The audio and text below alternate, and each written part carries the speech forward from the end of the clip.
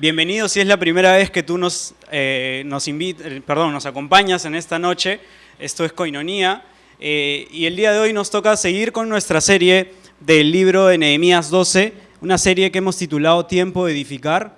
Y el día de hoy vamos a hablar de un tema en específico que creo que es un tema muy conocido, un tema que todos en algún momento hemos escuchado hablar, pero que quizás nunca hemos tomado el tiempo para estudiarlo en una prédica o algo así. Así que aprovechemos que el tema nos salta importante ahora en este capítulo para nosotros darle ese tiempo de estudio que creo va a ser muy importante para cada uno de nuestras vidas.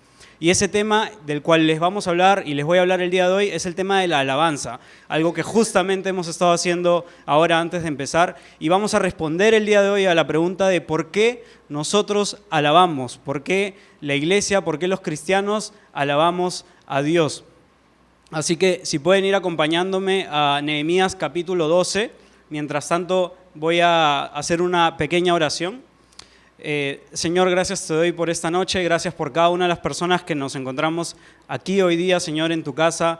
Gracias, Dios, por traernos con bien. Te pedimos que abras nuestros corazones, que abras nuestro entendimiento y que podamos conocer un poco más de esto que tú te mereces tanto, y es la alabanza, algo que nosotros como hijos hacemos, venimos haciendo quizás por mucho tiempo, y queremos encontrarle aún mayor valor, Señor, a esto que es la alabanza, Señor.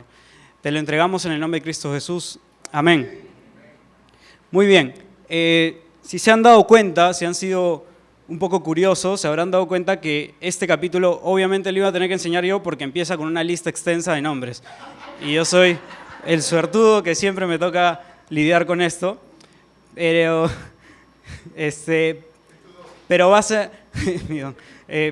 básicamente el capítulo es un poco extenso, es verdad.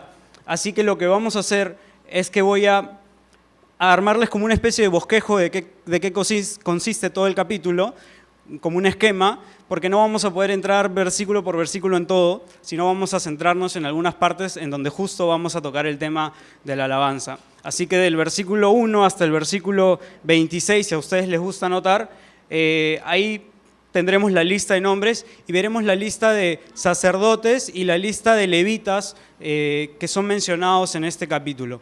Ahora les dejo ahí eso de sacerdotes y levitas porque en un ratito les voy a explicar quiénes son y vamos a hablar sobre ellos. Después, entre el versículo 27 y el versículo 43, vamos a ver lo que es la dedicación de la muralla de Jerusalén recientemente construida. Y finalmente, del versículo 44 hasta el 47, lo que vamos a ver es un poco cuál es la consecuencia o cuál es el efecto que produce todo lo que Dios ha venido haciendo con el pueblo hasta ahora en justamente cómo se establece esta sociedad. Cuál es la consecuencia que hay en el pueblo, el efecto que tiene todo lo que Dios ha venido haciendo con este pueblo. Entonces, quisiera hacerles un recuento, si es que tú eres una persona que recién llega el día de hoy, para que sepas y te pongas un poco al día de qué es lo que hemos estado estudiando. Nehemías, incluso Esdras, el libro anterior que también lo estudiamos, son libros que cuentan cómo es que Dios trató con su pueblo, los israelitas, que estaban dispersos por todo un imperio mucho más grande que el de Israel, que era el imperio persa. Y todas estas personas que estaban dispersos por distintas partes de este imperio fueron llamados por Dios, fueron avivados por Dios, de tal manera que regresen a Jerusalén. Y Jerusalén era una ciudad que en ese punto estaba totalmente destruida. Y había sido destruida por un imperio grande también, pero anterior, que es el imperio de Babilonia. Y entonces este pueblo, estas personas que son llamadas por Dios, regresan a Jerusalén y regresan con la intención de reconstruir la ciudad. Y es interesante porque lo que hemos estado viendo todas estas semanas es cómo ellos reconstruyen la ciudad, reconstruyen el templo, reconstruyen las murallas y empiezan a vivir ahí. Pero no solo eso, sino que reconstruyen su corazón y la relación que ellos tienen con Dios, que es quizá lo más importante y el propósito principal que Dios tiene a lo largo de todo esto.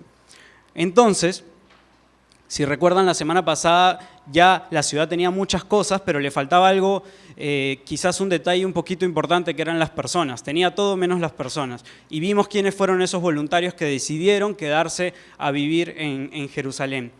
Y lo que hace Nehemías en estos primeros 27 versículos es dar una lista de levitas y sacerdotes. ¿Y quiénes eran los sacerdotes y los levitas? Los sacerdotes eran las personas que trabajaban en el templo, pero eran conocidos y su labor principal era ser intermediarios entre Dios y el pueblo, entre el pueblo y Dios. Esa era la función de los sacerdotes dentro del templo y dentro de toda esta sociedad. Y los levitas tenían como función y como encargo justamente servir en el templo. Ellos se encargaban de todo lo que es el servicio del templo. Es decir, al día de hoy vendrían a ser las personas que tanto dirigían la alabanza, se encargaban de ordenar las sillas, de limpiar el templo, todo lo que tenga que ver con estos aspectos prácticos que finalmente hacían que el templo funcione y ellos ahí estaban bien ocupados con eso. Estos son los levitas y los sacerdotes. Y Nehemías nos presenta una lista. ¿Con qué finalidad nos presenta Nehemías una lista de sacerdotes y levitas? Con la finalidad de que el pueblo, esto es lo que se cree, de que el pueblo sienta una garantía de quiénes son sus autoridades. Nehemías, al escribir esta lista de sacerdotes y levitas, lo que hace es que les dice... Cuando ustedes lo lean se darán cuenta que les dice quiénes son los primeros sacerdotes y levitas, quiénes son los actuales y quiénes son los que vendrán, es decir, los descendientes. Cuando él les hace esa lista, lo que hace es que les genere en ellos una seguridad y una tranquilidad de que efectivamente, si es que esas personas logran estar en el poder o en autoridad dentro del templo, ellos van a estar tranquilos porque esos son los que están estipulados por Nehemías y por Dios. Porque como sabrán, tanto los sacerdotes como los levitas tenían que descender tanto de Aarón y de la tribu de Leví respectivamente. Entonces, es un poco complejo quizás, pero esa es la lista que nos presenta al inicio Nehemías. Y ahí la vamos a dejar, quizás después vamos a tocar un poco más sobre esta lista de personas. Pero yo quiero empezar a leer desde el versículo 27 en adelante, porque en esos versículos ya vamos a empezar a responder un poco la pregunta inicial, que es ¿por qué nosotros alabamos? Y vamos a ver por qué el pueblo de Israel aquí alabó. Así que acompáñenme a dar lectura del 27 al 43, por ahí que en alguna parte me salteo para que sea un poco más legible esta lectura. Vamos con el versículo 27 de Nehemías 12. Dice: cuando llegó el momento de dedicar la muralla, buscaron a los levitas en todos los lugares donde vivían y los llevaron a Jerusalén para celebrar la dedicación con cánticos de acción de gracia al son de címbalos, arpas y liras. Entonces se reunieron todos los cantores de alrededor de Jerusalén y las aldeas de Netofá y Bet Gilgal, así como los de los campos de Gebá y Asmavet, ya que los cantores se habían construido aldeas alrededor de Jerusalén. Después de purificarse a sí mismos, los sacerdotes y los levitas purificaron también a la gente, las puertas y las murallas. Luego habla Nehemías, de que los jefes de Judá subieran a la muralla y organicé 2 grandes coros. Y ahí explica cómo es que van los coros. Yo no lo voy a leer ahorita porque si no se nos hace eterno. Después vamos a explicar sobre estos 2 coros. Así que me salteo al versículo 43, justamente el último. Y dice: ese día se ofrecieron muchos sacrificios y hubo fiestas, porque Dios los llenó de alegría, hasta las mujeres y los niños participaron. Era tal el regocijo de Jerusalén que se oía desde lejos. Entonces, como les venía contando, el pueblo de Jerusalén, los israelitas, han reconstruido gran parte de la ciudad y una parte muy importante era la muralla, lo que delimitaba la frontera y la defensa que ellos iban a tener. Y lo que hace este pueblo al ver que Dios está completando la obra con ellos a lo largo de todos estos años, es su reacción es, lo primero que dice es que dedicaron la muralla con acción de gracias a Dios. Y esto, para que lo tengan en cuenta, no es la primera vez que lo hacen. Esto es como, por así decirlo, una tradición que tenía el pueblo de Israel, de hacerlo cada vez que sentían que Dios había trabajado con ellos, Dios había cumplido con lo que Él les había prometido. Lo hicieron en Esdras cuando acabaron con el templo, en Esdras 6:16, por si lo quieren anotar. Ahí también ellos dedicaron el templo a Dios después de que lo terminaron. Y también lo hizo, por ejemplo, David cuando se acabó de construir el templo de Salomón, que era un templo, a comparación del que estamos leyendo acá, un templo monumental, era un templo muy importante, y para eso quisiera leer Salmo 30, del 11 al 12, que es un versículo muy conocido. Yo lo estoy leyendo en la NBI, que es justamente la Biblia que nosotros estamos leyendo acá. Y Salmo 30, versículos del 11 al 12 dice: convertiste mi lamento en danza, me quitaste la ropa de luto y me vestiste de fiesta, para que te cante y te glorifique y no me quede callado. Señor mi Dios, siempre te daré gracias. En alguna versión quizá más conocida dice: has cambiado mi lamento en baile, y sigue, y quizás eso es más conocido para nosotros porque por ahí que hemos cantado la canción, pero esto es lo que escribe, el salmo que escribe David cuando se termina también el templo de Salomón. Y nos demuestra justamente esta costumbre que les digo que tenían los israelitas de dedicar a Dios lo que Él había cumplido, con lo que Él había prometido. Y lo que hacen ellos, este pueblo en este momento, en el versículo 27, y lo voy a volver a leer, dice: cuando llegó el momento de dedicar la muralla, buscaron a los levitas en todos los lugares donde vivían y los llevaron a Jerusalén para celebrar la dedicación con cánticos de acción de gracia, al son de címbalos, arpas y liras. Y aquí quisiera introducir yo el primero de los 4 puntos o las 4 razones por las cuales nosotros como cristianos deberíamos y debemos alabar a Dios. Y la primera es justamente lo que ellos hicieron. Ellos alabaron a Dios porque querían celebrar, y nosotros alabamos para celebrar. No alabamos, no sé, porque le debemos algo a Dios. La primera razón por la cual ellos deciden alabar a Dios es para celebrar lo que Dios había hecho. ¿Y qué era lo que estaban celebrando los israelitas? Era justamente todo este proceso que ellos habían vivido. Estos 12 capítulos es un proceso lleno de dificultades, si ustedes lo recuerdan. Es un proceso arduo para todos los israelitas que estaban ahí.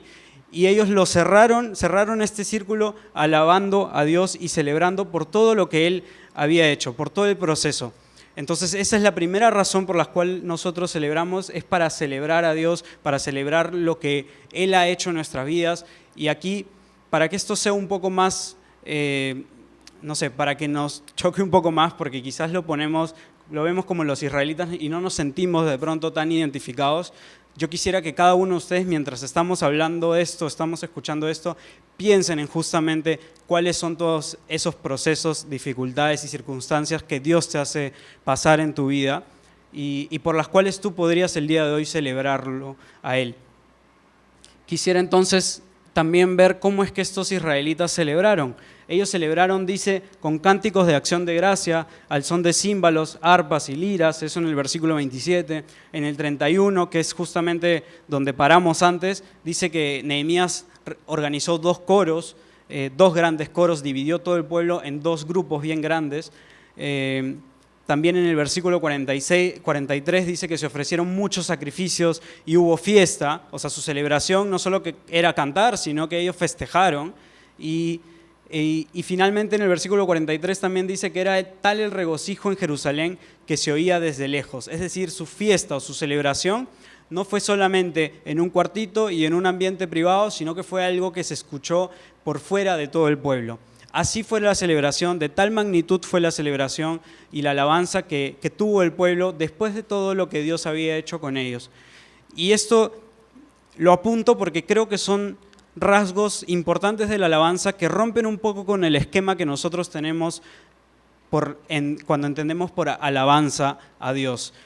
Quizás por la cultura en la que estamos creemos que la alabanza a Dios debe ser una alabanza recontra solemne, tranquila, apaciguada, yo qué sé, de alguna manera en donde no molestes a nadie, porque así lo hemos aprendido, porque así tiene que ser, y la iglesia tiene que ser un lugar en donde la gente está tranquila y así tiene que ser. Sin embargo, yo veo acá que se rompe constantemente con muchos esquemas y la tradición que ellos tenían era festejar de verdad. Ellos eran fiesteros, pero ya lo hemos visto en capítulos anteriores, realmente ellos se tomaban el tiempo para festejar. Hablamos de instrumentos, la Biblia menciona a lo largo de toda la Biblia por lo menos 22 instrumentos, dentro de los cuales hay instrumentos de viento, hay instrumentos de cuerdas e incluso percusión. Por si alguno de ustedes creería que la percusión es del diablo, en realidad no. Y incluso aquí en la iglesia nosotros hemos tenido en algún momento alabanza con un montón de personas, a veces con menos, pero eso no es lo importante. Finalmente es un aspecto que me gusta detallarlo porque al final me demuestra que no hay formato, sino que Dios puede utilizar incluso eso como puede no utilizarlo. Y quienes dirigían esa alabanza, quienes dirigían ese festejo, eran los levitas, justamente este grupo de personas que mencionamos que trabajaban en el templo. Ellos se encargaban de dirigir la adoración. Y esta alabanza se escuchaba de lejos, es decir, es una alabanza que se hacía sentir. Por lo tanto, con esto yo no quiero incentivar a que hagamos alabanzas en donde terminemos llamando, o que el vecino termine llamando a serenazgo. En lo absoluto que no busco eso, pero sí busco que la alabanza sea una alabanza genuina y que sea producto justamente de la celebración de lo que Dios ha hecho en nuestra vida. No que sea parte de un formato, parte de la liturgia de la iglesia, sino que sea justamente un producto genuino de lo que Dios hace en nuestra vida y de la celebración de lo que Él ha hecho en nuestra vida. Por eso les decía que recordemos cuáles son esos procesos y dificultades que Dios nos hace pasar, porque si no, no vas a saber de qué estás celebrando. Y vienes acá a cantar y a repetir las palabras, pero no estás viviendo algo internamente. Y el pueblo sí estaba viviendo algo internamente. Ellos le estaban dedicando a Dios lo que Él había hecho con esa muralla. Y esa muralla no era para nada pequeña, les había tomado tanto esfuerzo hacerlo, y ese esfuerzo que tú estás haciendo por salvar la circunstancia en la que te encuentras es un buen pretexto para alabar a Dios. La restauración de nuestras vidas, que es la restauración también como el pueblo estaba viviendo, era justamente lo que ellos dedicaron a Dios. Y esa dedicación y esa restauración debe terminar en alabanza a Dios. Esa es la primera razón por la cual nosotros alabamos. Alabamos para celebrar. La segunda razón por la cual nosotros como cristianos alabamos es que alabamos para ser purificados. Y esto lo veo también en estos versículos que hemos leído. En el versículo 30, lo voy a leer nuevamente, dice: después de purificarse a sí mismos, los sacerdotes y los levitas purificaron también a la gente, las puertas y la muralla. Entonces, alabamos no solamente para celebrar, sino que alabamos también para ser purificados. Chequen el orden en el que nos menciona este versículo cómo se dio la purificación. Primero fueron los sacerdotes y los levitas quienes se purifican y después pasan a purificar al pueblo. ¿Qué me demuestra esto? Me demuestra que estas personas que están encargadas de guiar al pueblo, que están encargadas de dirigir a quienes van a alabar, ellos sabían que tenían una responsabilidad importante, sabían que estaban cumpliendo un rol importante para el pueblo, porque ellos iban a ser la guía. Y en ese sentido ellos tenían que llegar purificados ante Dios y purificados ante el pueblo para que ellos también sigan ese ejemplo. Acá quizás, solamente por tomar un ejemplo práctico, tomaré el ejemplo de las personas que pueden cantar aquí en la iglesia. Y es el hecho de que no basta que tú seas un buen cantante para que seas un buen director de alabanza, un buen guía. De hecho, es importante, obviamente, quizás yo jamás podría estar acá porque ni siquiera sé cantar, pero a lo que voy es que no basta solamente con el talento para que tú puedas ser un guía, no basta solamente con el talento para que tú puedas ejercer esa labor, porque la alabanza no es un mero entretenimiento, la alabanza es algo real. Y por más de que a veces cause sensaciones bonitas, porque a veces causan en nosotros emociones, la finalidad de la alabanza no es esa. La finalidad de la alabanza es dar la gloria y la honra a Dios. Entonces, las personas que se encargaban de dar esa alabanza y guiar esa alabanza tenían que estar realmente purificadas y tenían que estar a cuentas con Dios. Y ellos sabían de ese rol y esa importancia y la responsabilidad que tenían. Por eso lo hacían. Entonces, si ya sabemos que debemos acercarnos hacia Dios, quisiera que me acompañen a leer Salmo 24, los versículos 3 y 4, que nos explica mucho mejor cómo es que debemos acercarnos a Dios cuando lo queremos alabar. Cómo es que debemos nosotros presentarnos purificados. Salmo 24, 3 y 4 dice: ¿quién puede subir al monte del Señor? ¿Quién puede estar en su lugar santo? Solo el de manos limpias y corazón puro, al que no adora ídolos vanos, ni jura por dioses falsos. Después de leer esto, casi que ninguno de nosotros está apto y puede ser candidato para alabar a Dios, porque necesitas un corazón puro. Pero gracias a Dios que nosotros vivimos por la misericordia que Él tiene por nosotros, y hoy día sí puedes estar purificado por su gracia. Y de hecho no es una tarea que tú la llevas sola. Efesios 5, 19 y 20 dice: anímense unos a otros con salmos, himnos y canciones espirituales. Canten y alaben al Señor con el corazón, dando siempre gracias a Dios el Padre por todo, en el nombre de nuestro Señor Jesucristo. Esta no es una labor de uno solo, esta es una labor de todos. Esta es una labor en donde todos podemos guiarnos y todos podemos alabar a Dios juntos. Y para cerrar un poco esta idea de que hay que estar purificados, cada uno de nosotros creo que cumplimos un rol para funcionar y para ser justamente esa guía para el pueblo, para alabar a Dios.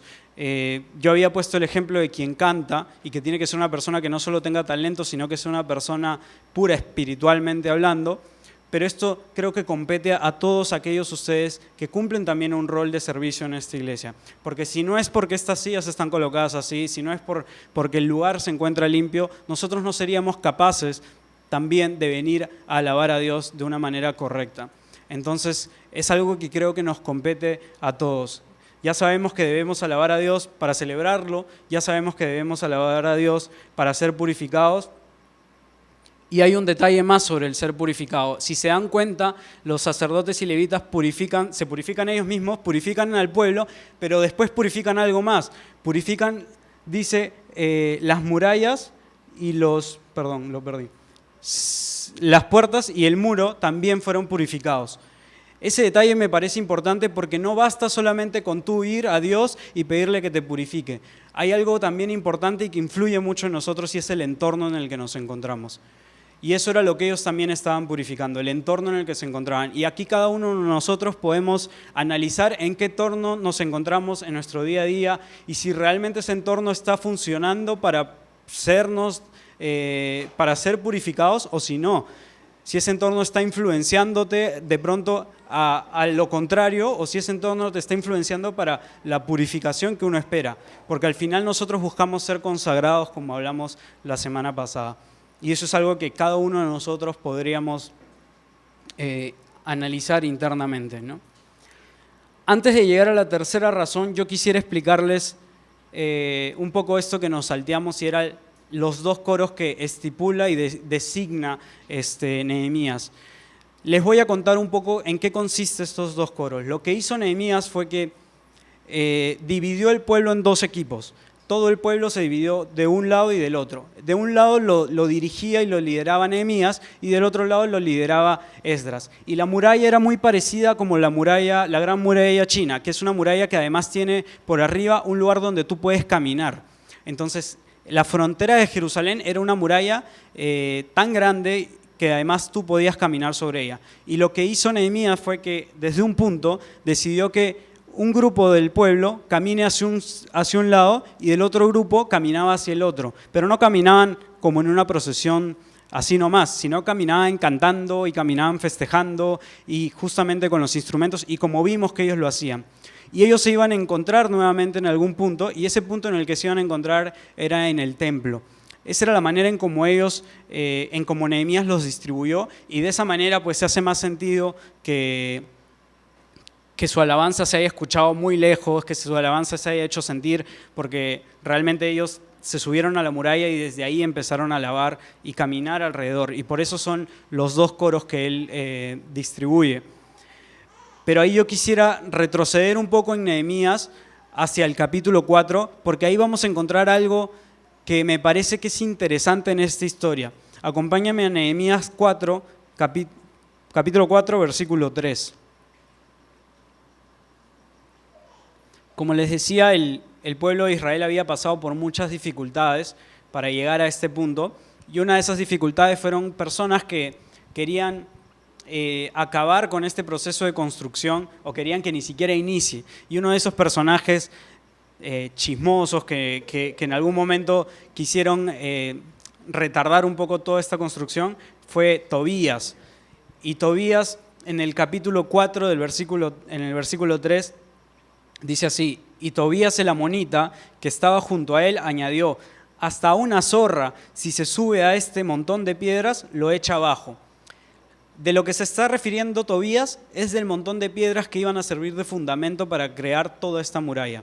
Y él está diciendo: este montón de piedras está por las puras. Tú pones una zorra encima y todo este muro se va a caer. Eso estaba diciendo Tobías. Y lo que está pasando ahora, unos capítulos después, unos años después, es que ya existe la muralla.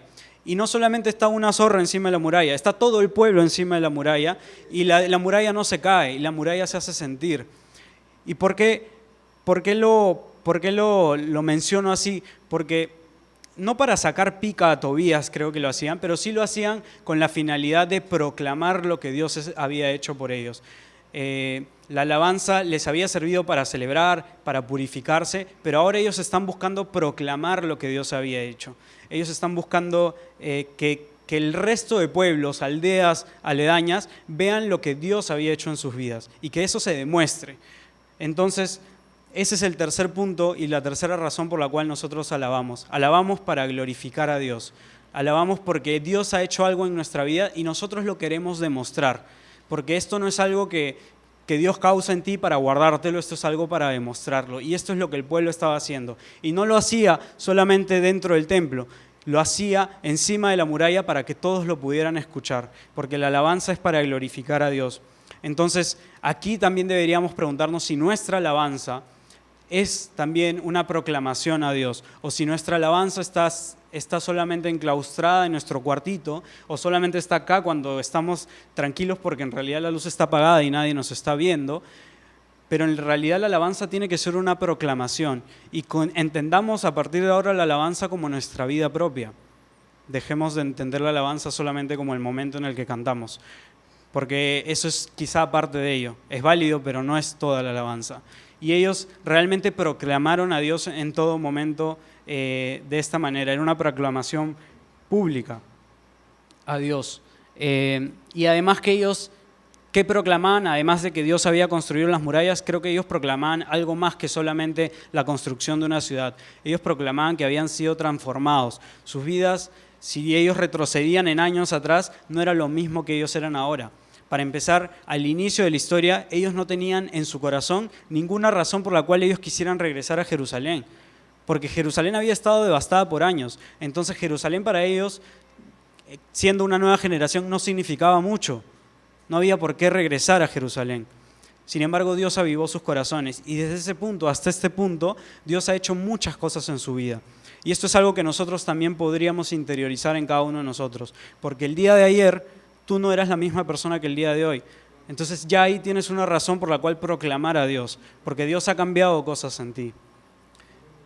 Y esto, creo que lo que están haciendo el pueblo acá se parece un poquito a lo que vamos a vivir todos los cristianos en algún momento en el futuro. Quizás no es exactamente igual comparable, pero creo que es un poco la esencia de lo que va a pasar en el futuro. Y no me refiero al futuro de ellos, me refiero al futuro de todos nosotros. Quisiera que me acompañen a Apocalipsis capítulo 21. Si ustedes se acuerdan, mientras los van buscando, la semana pasada hablamos de que Jerusalén era conocida como la ciudad santa.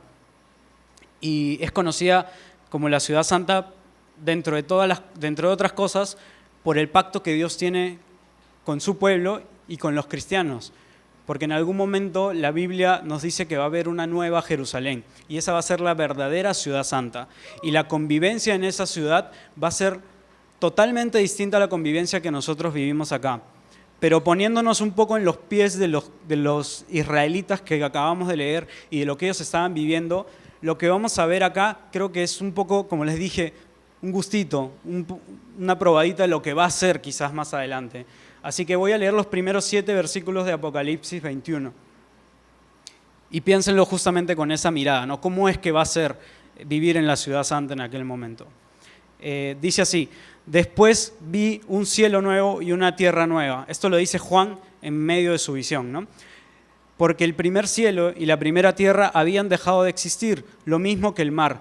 Vi además la ciudad santa, la nueva Jerusalén, que bajaba del cielo, procedente de Dios, preparada como una novia hermosamente vestida para su prometido. Oí una potente voz que provenía del trono y decía: aquí, entre los seres humanos, está la morada de Dios. Él acampará en medio de ellos y ellos serán su pueblo. Dios mismo estará con ellos y será su Dios. Él les enjugará todas las lágrimas de los ojos. Ya no habrá muerte, ni llanto, ni lamento, ni dolor. Todo porque las primeras cosas han dejado de existir. El que estaba sentado en el trono dijo: yo hago nuevas todas las cosas. Y añadió: escribe, porque estas palabras son verdaderas y dignas de confianza. También me dijo: ya todo está hecho. Yo soy el Alfa y el Omega, y el principio y el fin. Al que tenga sed le daré de beber gratuitamente de la fuente del agua viva. El que salga vencedor heredará todo esto. Y yo seré su Dios y él será su hijo, mi hijo. Qué bonito, ¿no? Dice: al que tenga sed, y yo tengo sed. Bueno, esto es un poco de lo que va a pasar con todos los cristianos que decidan seguir a Dios en esta vida. Y es que Dios aquí dice que bajará con una nueva ciudad, una ciudad santa, y lo que sucede en esa ciudad es muy distinto a lo que tú creerías una ciudad ideal puede pasar acá. Podría pasar en este mundo. Es una ciudad en donde no existe dolor, no existe llanto, podríamos decir que no existe el pecado, y donde todas las cosas son hechas nuevas, donde tienes a Dios reinando, donde tienes a Dios habitando. Y yo creo que esto era un poco de lo que sentía el pueblo en aquel momento cuando estaba encima de las murallas. Se sentían victoriosos, se sentían que Dios estaba reinando en su vida y querían simplemente proclamarlo. Y esos dos coros, grandes coros que repartió Nehemías, era prueba de ello. Entonces creo que así es un poco más sencillo ponernos en los pies de ellos y entender qué es lo que este pueblo sentía. Para ir terminando, vamos a leer del versículo 44 hasta el 47, que es el final de este capítulo 12. Dice Nehemías 12, versículo 44. Aquel día se nombró a los encargados de los depósitos donde se almacenaban los tesoros, las ofrendas, las primicias y los diezmos, para que depositaran en ellos las contribuciones que provenían de los campos de cada población y que según la ley les correspondían a los sacerdotes y a los levitas. La gente de Judá estaba contenta con el servicio que prestaban los sacerdotes y levitas, quienes, según lo establecido por David y su hijo Salomón, se ocupaban del servicio de su Dios y del servicio de purificación, junto con los cantores y los porteros. Por mucho tiempo, desde los días de David y de Asaf, había directores de coros y cánticos de alabanza y de acciones de gracia a Dios. En la época de Zorobabel y Nehemías, todos los días los israelitas entregaban las porciones correspondientes a los cantores y los porteros. Asimismo, daban las ofrendas sagradas para los demás levitas, y los levitas a su vez les entregaban a los hijos de Aarón lo que a estos les correspondía. Imaginarse todo esto es un poco difícil porque la verdad que cuando lo lees es un poco complejo, pero yo te cuento un poco qué es lo que está pasando acá. Luego de que el pueblo se puso a celebrar, el pueblo estaba realmente agradecido con Dios, empieza a hallar orden en su sociedad, empieza a hallar orden dentro de los roles que cada uno iba a cumplir. La gente ya está viviendo ahí, pero ahora empieza a encontrar orden. Los levitas y los sacerdotes hacen una labor muy elogiable y esto genera en las personas el querer retribuirles con ofrendas, con diezmos a Dios, porque ya el pueblo está en un momento en donde ya no le importa realmente qué es lo que pierde, sino está pensando en dar. Está teniendo amor el pueblo justamente por ellos, entre ellos, y están pensando en dar las cosas para Dios y tienen en realidad mucho menos interés en qué cosas pueden estar ganando. Entonces ellos están en una actitud de gratitud en este momento, en una actitud de acción de gracia. Y el pueblo ya pasó de estar en una celebración y ahora está en un momento de rendición. Ya está rendido a Dios. Ya el pueblo solamente quiere gozar de lo que Dios puede hacer en sus vidas y realmente las posesiones que ellos pueden tener tienen muy poco valor a comparación de todo lo que Dios les puede dar. Eso es el momento en el que se encuentra el pueblo ahorita. Y creo que esto es algo que demuestra justamente cómo es el proceso que nosotros también vivimos con Dios en nuestras vidas. Tú empezaste quizás teniendo una ciudad totalmente devastada. Tu corazón era un corazón totalmente devastado y en ruinas. Y Dios te llamó y avivó tu corazón y empezaste a construir el templo, empezaste a construir el altar para Dios, empezaste a construir las murallas para que justamente tú tengas con qué defenderte ante las acechanzas del diablo y empiezas a parecerte un poco a este pueblo. Y empiezas a alabar a Dios también por lo que Él ha hecho. Pero llega un punto en donde tú ya tienes que rendirte a Dios, donde ya tu vida tiene que demostrar esa acción de gracias hacia Dios, que tiene que demostrar el amor no solamente, ya no más por ti, sino por las personas. Y eso es lo que el pueblo estaba viviendo en este momento. Y para cerrar todo esto, yo quisiera dar una última razón por la cual creo que nosotros debemos alabar a Dios. Y es una razón que la veo quizás ya a nivel macro en todo lo que hemos leído, no exactamente en un momento en específico, y es que la alabanza llena tu vida de gozo. La alabanza, cuando tú te acercas a Dios, puedes gozarte sea cual sea la circunstancia en la que te encuentres. El pueblo ahorita está en una buena circunstancia, pero quizás más adelante, de hecho, ya quisiéramos que este sea el capítulo final del libro, porque acaba bonito. Sin embargo, si ustedes quieren, yo no les voy a spoilear, pero si ustedes quieren leer el último, van a ver que se parece mucho ese capítulo a lo que es la vida de cada uno de nosotros. Pero en este punto en el que nos encontramos, no nos adelantemos todavía, la alabanza está llenando de gozo la vida de cada una de las personas. Y ellos ya encontraron una bonita costumbre en alabar a Dios. Porque la alabanza no es solamente la canción que tú pones en tu casa o acá, sino que la alabanza, como ya lo dije, es tu vida. Y si tu vida no está siendo alabanza para Dios, estás realmente viviendo solamente una pizca de lo que Dios puede hacer en tu vida. La alabanza tiene que ser tu vida misma y tu vida misma tiene que alabar a Dios. Porque alabar llena de gozo tu corazón. El versículo 43, que es quizá el que más me gusta de todo este capítulo, dice: ese día se ofrecieron muchos sacrificios y hubo fiesta, porque Dios los llenó de alegría, Dios los llenó de gozo. Hasta las mujeres y los niños participaron. Era tal el regocijo de Jerusalén que se oía desde lejos. Si a ti el día de hoy te hacía falta alguna razón para alabar a Dios, pues aquí tienes una. Y es que Dios va a llenar de gozo tu vida si es que tú lo alabas. Si tú hoy día vienes con un corazón lleno de cargas, lleno de dificultades, aquí tienes una pequeña pero además grande e importante razón por la cual tú puedes alabar a Dios. Y aquí quisiera volver al inicio, que lo habíamos dejado ahí medio huérfano. ¿Se acuerdan de los personajes, los sacerdotes? Los sacerdotes eran los intermediarios entre Dios y el pueblo. Bueno, esa figura actualmente para nosotros no existe como tal en lo físico. ¿Por qué? Porque esa figura la ha tomado Jesucristo. Jesucristo, desde el momento que vino a esta tierra y Él murió en la cruz por nosotros, Él pasó a hacer esa labor de sacerdote, porque ahora nosotros tenemos acceso directo a Dios justamente por Él ser el intermediario entre Dios y nosotros. Entonces, si te faltaba alguna razón por la cual alabar a Dios, Dios llena de gozo tu vida, Dios llena de gozo tu corazón, y además que Dios mismo ahora te abre las puertas.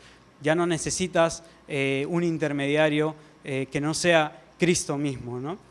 Entonces, creo que hay que irnos el día de hoy sabiendo que nuestra vida tiene que ser un producto de alabanza y dedicación para Dios. Hoy puedes alabar a Dios porque puedes celebrar algo que Dios ha hecho en tu vida, porque quizás tienes algo que tú quieras, algún cambio, algún avance, por más pequeño que sea, pero de pronto ya cerraste alguna muralla, ya terminaste algún templo y ese puede ser tu motivo de celebración para Dios. Hoy puedes alabarlo porque necesitas purificarte.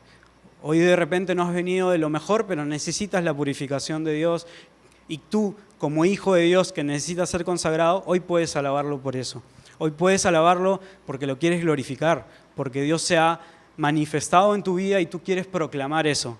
Y que esa alabanza además no solo quede acá, sino que se vaya por todos los lugares en donde tú caminas día a día. Y hoy podemos alabar a Dios porque Él nos llena de gozo el corazón. Esas creo que son 4 de las tantas razones que nosotros podemos encontrar para alabar a Dios, pero que creo que este pueblo lo tenía muy presente y hasta este momento lo vive muy bien. Para terminar, quiero leerles el versículo 4 del capítulo 4 de Filipenses, que no habla específicamente de la alabanza, pero de pronto a alguien que está aquí le puede servir. Dice: alégrense siempre en el Señor. Insisto, alégrense.